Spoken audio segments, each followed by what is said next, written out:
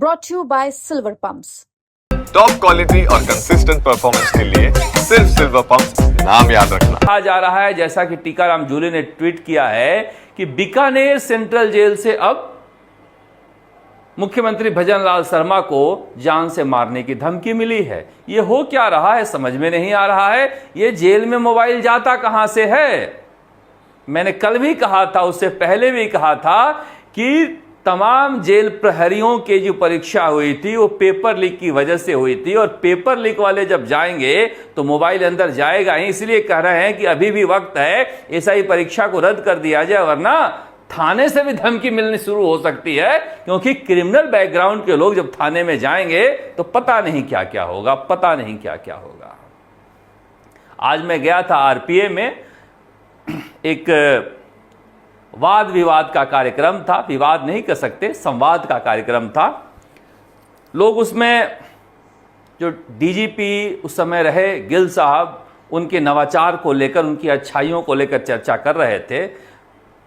मैं सोच रहा था कि बार बार हर वक्ता जो है वो एस गिल के ज़माने के डीजीपी जब थे तो पुलिस कितनी अच्छी थी और क्या प्रयास कर रहे थे, उसे लेकर हर कोई यहां बता रहा है, मगर यह नहीं बता पा रहा है कि डीजीपी के पद को छोड़कर गिल साहब को राजस्थान से जाना पड़ा था।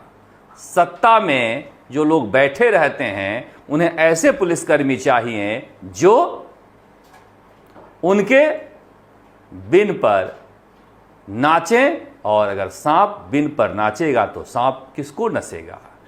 नेता के बिन पर नाचेगा तो फिर जनता को डसता ही रहेगा। सरकार बदल गई है, बहुत सारे अफसर बदले नहीं हैं, कुछ पुलिस वाले बदले नहीं हैं, तो हालात बदले नहीं हैं। मगर दूसरी तरफ भजनलाल शर्मा लगातार कोशिश कर रहे हैं कि जो नई जिम्मेदारी मिली है उस जिम्मेदारी को अच्छे तरह से निभा पाएं। अब आज इंडियन एक्सप्रेस ने 100 मजबूत हस्तियों में भजनलाल शर्मा की रैंकिंग ऊपर बढ़ाई है, इसलिए कि इन्होंने विरोधियों को ध्वस्त किया है और जनता में अपना सम्मान बढ़ाया है। सही बात है, पहले साल से ही जिस तरह से कहा जा रहा था फेल हो जाएंगे, अचानक से राजस्थान दिवस के बहाने ही सही कार्यक्रमों की जो झड़ी लगाई है, शिलान्यास उद्घाटनों की, यह सिलसिला अगर जारी रहेगा तो जनता में भजनलाल शर्मा की पैठ मजबूत हो सकती है।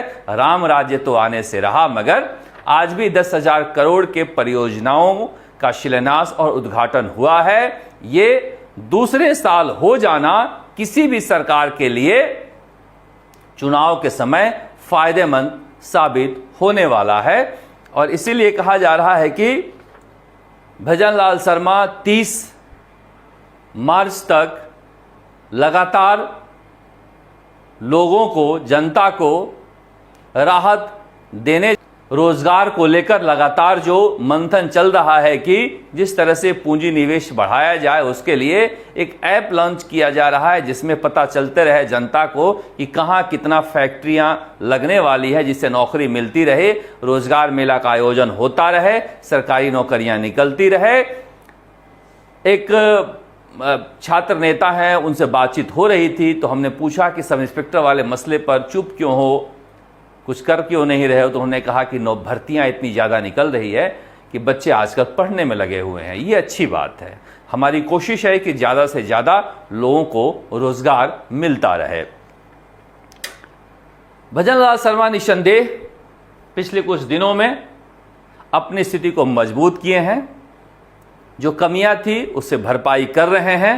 एक बैगेज नहीं है, बड़े बड़े धन्ना सेठ जो है बैग लेकर जो घूमते रहते थे वो बैगेज नहीं है।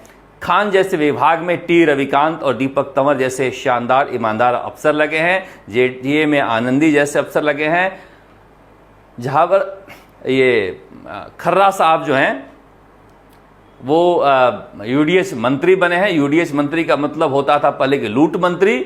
जैसे लोग कह रहे हैं कि जाटों का क्या काम यूडीएच में, मैं कहता हूं कि जाट सबसे ज्यादा जमीन का काम करते हैं, मगर ये चूंकि गांव के हैं और अपने आउटलुक से इनको लगते हैं, इसलिए जावर सिंह खर्रा जी के बारे में कहा जाता है कि यूडीएच के लिए फिट नहीं है, मगर फिर भी जितने यूडीएच मंत्री मैंने देखे हैं उनमें सर्वाधिक ईमानदार मंत्री मुझे ये दिखाई देते हैं।